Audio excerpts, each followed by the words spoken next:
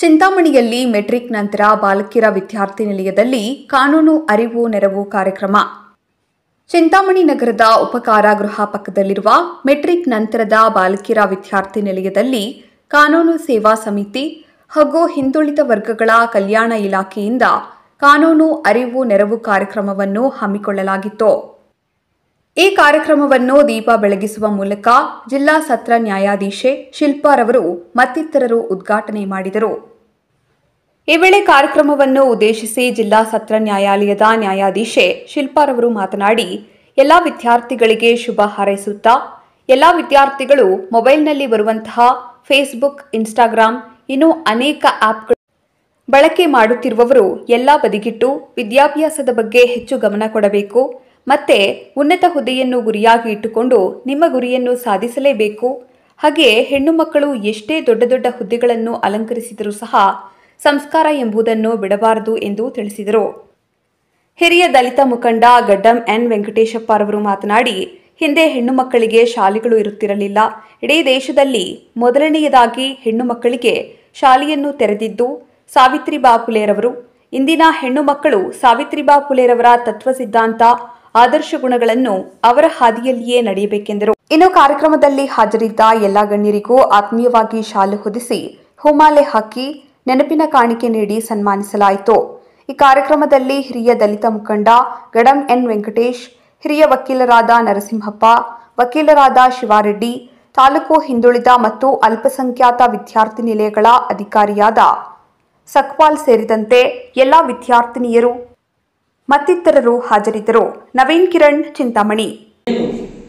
ಏರುಪೇರುಗಳಾಗ್ತಾ ಇದೆ, ಅದರ ಬಗ್ಗೆ ಕಾನೂನಿನ ತಿಳುವಳಿಕೆ ಯಾವ ರೀತಿ ಇರುತ್ತೆ ಕಾನೂನುಗಳು ಅಂತಕ್ಕಂಥ ಒಂದು ಸಣ್ಣ ಒಂದು ಮಾಹಿತಿಯನ್ನು ತಮ್ಮ ಮುಂದೆ ಹೇಳ್ತೀನಿ.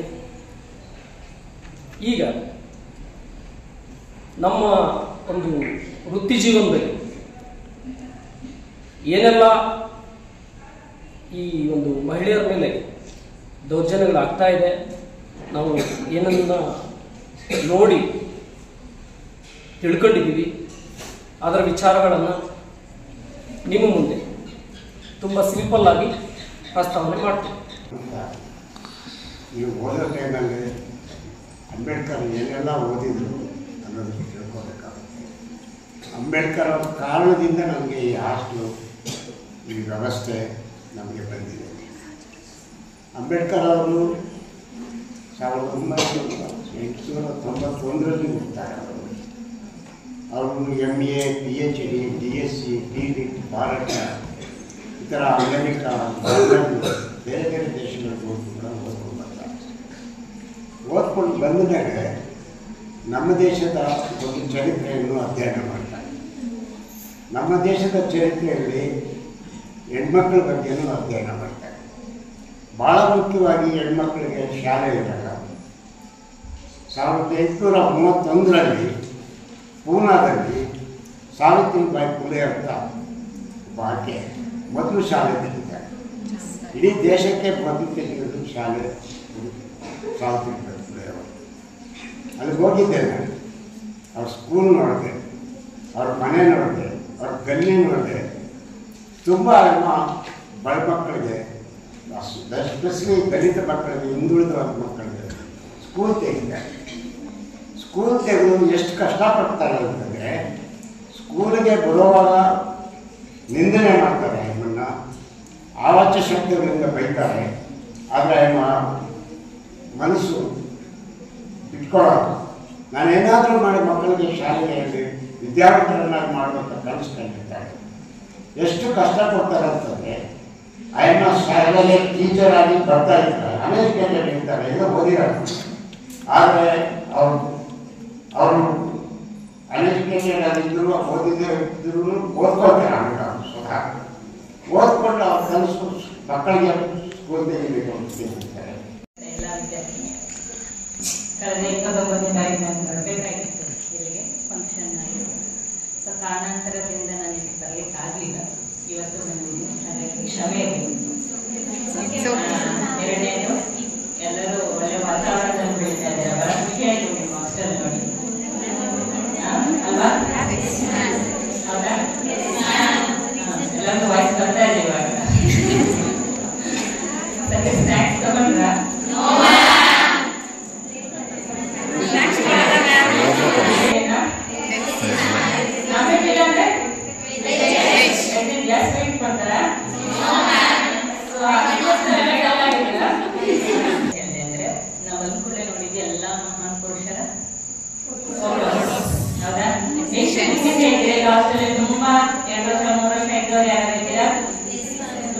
ಇದ್ದೀರಾ?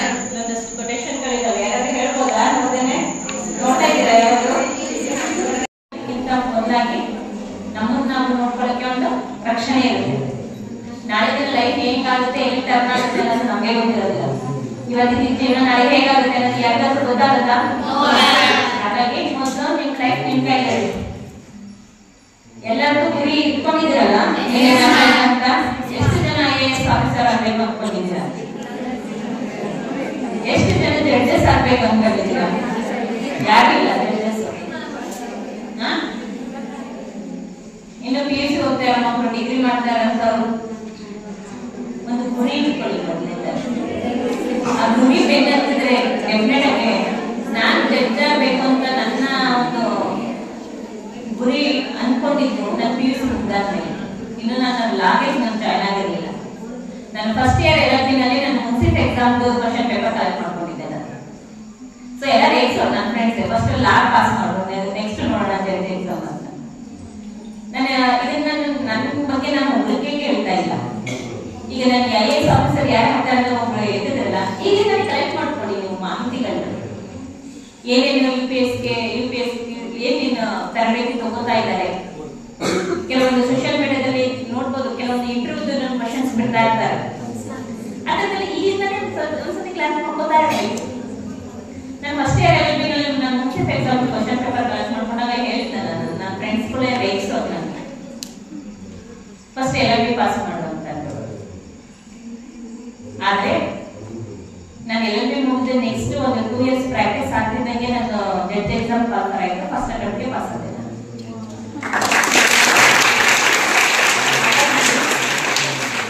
ಗುರಿನ ಮೊದಲಿಂದನೇ ಇಟ್ಕೋಬೇಕು, ಒಂದೇ ಗುರಿ ಇಟ್ಕೋಬೇಕು. ಆಪ್ಷನ್ ಇರಬಾರ್ದು, ಇದೆಲ್ಲ ಅದು ಅದೆಲ್ಲ ಅದು ಅದೆಲ್ಲ ಅದು ಬೇಡ.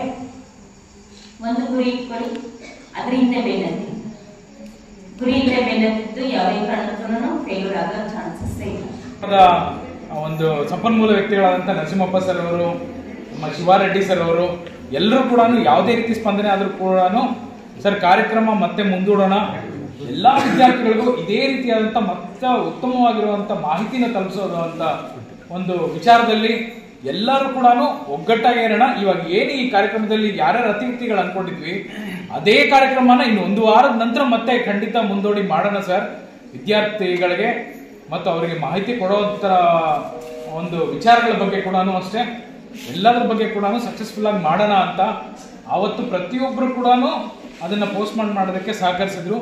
ಹಾಗಾಗಿ ಈ ಒಂದು ಕಾರ್ಯಕ್ರಮದ ಒಂದು ಮುಖ್ಯ ಸ್ಥಾನವನ್ನ ಮತ್ತೆ ಅಧ್ಯಕ್ಷತೆಯನ್ನ ವಹಿಸಿ ಬಾಬಾ ಸಾಹೇಬ್ ಅವರ ಅಂಬೇಡ್ಕರ್ ಅವರ ಜೀವನ ಚರಿತ್ರೆಯನ್ನ ಮತ್ತು ಶಿಕ್ಷಣದ ಮಹತ್ವವನ್ನ, ಸ್ವಾತಂತ್ರ್ಯ ಮತ್ತು ಸ್ವಾಭಿಮಾನದ ಅರ್ಥವನ್ನ ಮತ್ತು ಅದರ ಪ್ರಾಮುಖ್ಯತೆಯನ್ನ ತಿಳಿಸ್ಕೊಟ್ಟು ಮತ್ತೆ ಸಾಹೇಬ್ ಅವರು ನಮ್ಮ ಸ್ವತಂತ್ರ ಭಾರತ ದೇಶದ ಮೊದಲ ಕಾನೂನು ಮಂತ್ರಿ ಹೌದಲ್ವಾ?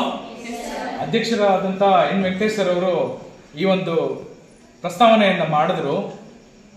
ಸ್ವತಂತ್ರ ಭಾರತ ದೇಶದಲ್ಲಿ ಒಬ್ಬ ವ್ಯಕ್ತಿ, ಒಂದು ಸಮಾಜ, ಒಂದು ನಾಗರಿಕ ವ್ಯವಸ್ಥೆ ಹೇಗಿರಬೇಕು, ಕಾನೂನು ವ್ಯವಸ್ಥೆ ಹೇಗಿರಬೇಕು ಅಂತ ನಮಗೆ ನಾವು ಆಗ್ತಾನೆ ರೂಪಿಸ್ಕೊಳ್ತಾ ಇದ್ವಿ. ಸ್ವತಂತ್ರ ಭಾರತದಲ್ಲಿ ಆ ಕಾನೂನು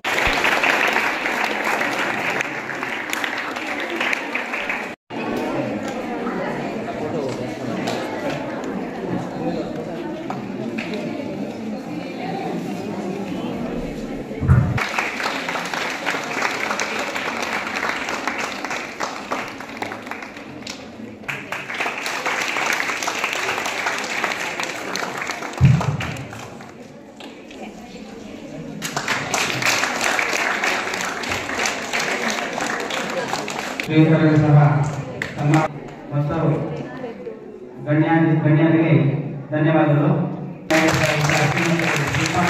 ಸಹ ಈ ಒಂದು ಕಾರ್ಯಕ್ರಮ ಸನ್ಮಾನ